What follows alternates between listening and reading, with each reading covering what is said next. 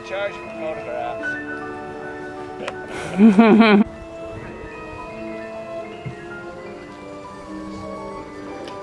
This is a restored Rushton Indian girl.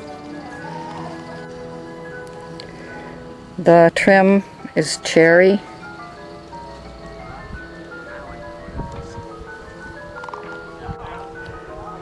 This canoe is approximately 1903, 4, 5, around in there. This is an unrestored Rushton Indian girl, approximately 1910. The trim here is also cherry. That's the top grade Rushton Indian girls are cherry. This is the shield that's seen on the Rushton canoes after incorporation.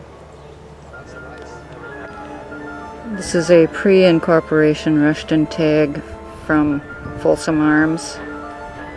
They were one of the dealers that handled Rushton canoes and boats. This is the typical shape of a stern seat in an Indian girl, unrestored.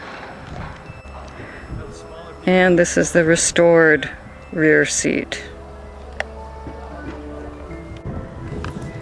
This Indian girl has a ring to hold a mast and a mast step, and this is original with the canoe.